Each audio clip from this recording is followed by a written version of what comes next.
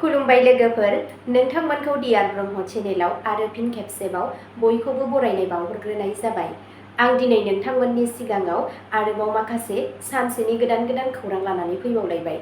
आसा खालामो नोंथांमोनहा खौरांखौ खोनासंनानै मोजां मोनगोन आरो बेजों लोगोसेनो सानफ्रोमबो फुंबिलि समाव बे चेनेलाव गोदान खौरां लाबोबाय थानाय जायो। बेनिखायनो नोंथांमोनहा सानफ्रोमबो बे चेनेलनि गेजेरजों खौरां नायनो गोसोब्ला चेनेलखौ साबस्क्राइब खालामनानै लादो आरो भिडिअखौ मोजां मोनोब्ला अन्नानै लाइक, शेयार आरो कमेन्ट खालामनानै होनो दाबाव। दिनैनि गाहाय रादाबफोराव दङ। बागुरुम्बा मोसाखावरिफोरनो 40,300 मिस्टि जाहोदों बिस्वजित दैमारिया। गरेस्वर रामसायाव गिख्रंथाव अर खामदों। मागो दमासिनि सानाव बिजनी रेलवे गेटनि साखाथियाव गोथै सह मोनदों। आसामाव बिहु फोरबो फालिनाय समाव गोख्रै खारनाय गारिया सानै लाइमोननि जिउ खहा। इम्फल सोनाबाव KYKLनि 3 केडारफोरखौ हमदों। हाथियार आरो नोगोद रां जब्द। जरहाटआव बिहु समाव हिट एन्ड रान, 2 सुबुंनि जिउ खहा, 4 गोब्राबै जोखोम। गिबि मन्थ्रिया डिपुआव आइजो फालांगिरिफोरनो राङारि मदद रानना होयो। CMआ सोनाब कार्बि आंलंआव आइजो फालांगिरिफोरनो जोलैपुन्जि रानना होयो। दानिया फैदो आबुं रादाबाव। गिबि खौराङावनो दङ बागुरुम्बा मोसाखावरिफोरनो 40,300 मिस्टि जाहोदों बिस्वजित दैमारिया।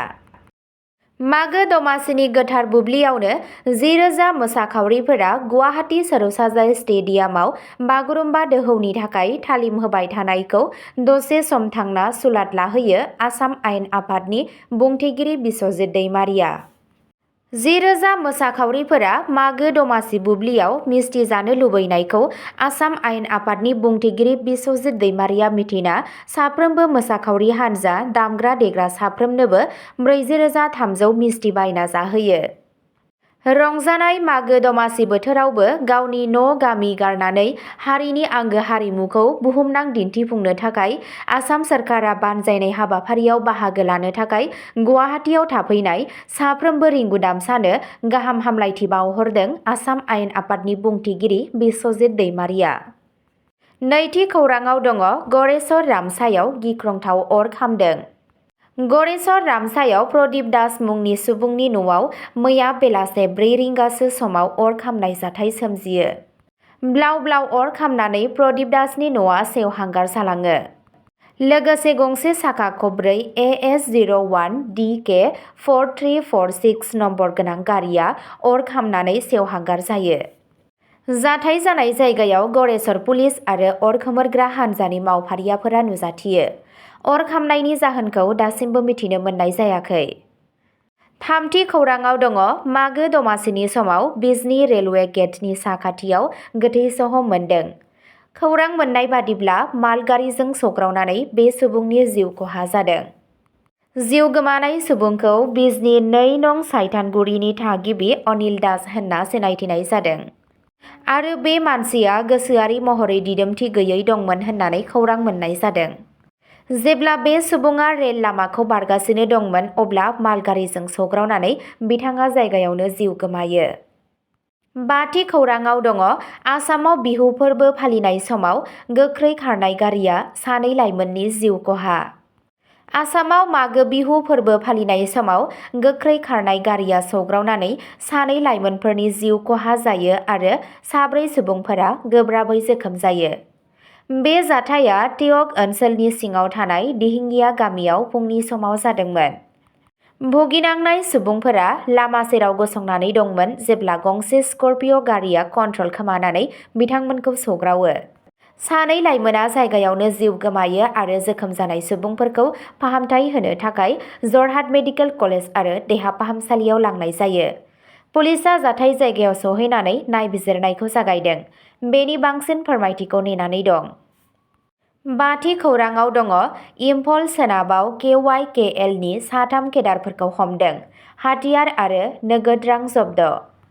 इम्फल मणिपुर पुलिसआ मंगलबार 13 जानुवारि 2026 खालि इम्फल सोनाब जिल्लायाव होबथाजानाय हानजा कांले याउल कान्ना लुप KYKL SOREPAनि 3 मावथि सोद्रोमाफोरखौ खायो। हमजानाय सुबुंफोरखौ पुलिसा सिनायथि होयो आरो जिल्लानि सिङाव थानाय गुबुन गुबुन जायगाफोरनिफ्राय लानानै थाङो। पुलिसा बे अपारेशननि समाव बिसोरनि लोगोनिफ्राय गंथाम मबाइल फन, गंब्रै सिम कार्ड, गंसे यामाहा मटर साइकेल आरो 6,000 रां बोखांनो हायो। बिबानगिरिफोरा फोरमायनाय बादिब्ला बे केडारफोरा गोदान सोद्रोमाफोर थिसननाय, हायेन जिल्लाफोराव रां जाख्ल'नाय खामानिफोर आरो गावसोरनि आफादखौ हेफाजाब होनायाव लोब्बा दङ। पुलिसा मिथिहोयो दि गोबां मिथिनो थाखाय आरोबाव नायबिजिरनाया सोलिगासिनो दं। 6थि खौरांआव दङ जरहाटआव बिहु समाव हिट एन्ड रान, 2 सुबुंनि जिउ खहा, 4 गोब्राबै जोखोम। जरहाट जिल्लानि टेक ओनसोलाव माग बिहु फुंनि समाव जानाय मोनसे दुखुनांथाव हिट एन्ड रान जाब्रबथायाव 2 सुबुंनि जिउ खहा जायो आरो गुबुन 4 सुबुंफोरा जिउ रैखा खालामनो जुजिगासिनो दं। बे जाथाया बामुनपुखुरी दिहिंगिया गामियाव फुंनि 3:30 रिंगासो समाव जायो जेब्ला गंसे एसइउभि AS03AN 9141 नम्बर गोनां गारिया फोरबोनि थाखाय बेदर बानायग्रा गामियारिफोरजों सौग्रावदों। जिउ गोमानाय सुबुंफोरखौ अभिजित फुकन आरो अमृत गगৈ होनना सिनायथि मोननाय जादों। जोखोम जानाय प्राणजित गगৈ, मानस गगৈ, सुजित गगৈ आरो पंकज दत्तनि हालोदआ गोब्राब हालोदाव दं। सासेखौ डिब्रुगड़ मेडिकेल कलेज आरो देहा फाहामसालियाव दैथायहरनाय जादों आरो गुबुन सासेखौ जरहाट मेडिकेल कलेज आरो देहा फाहामसालियाव फाहामथाय होनाय जादों।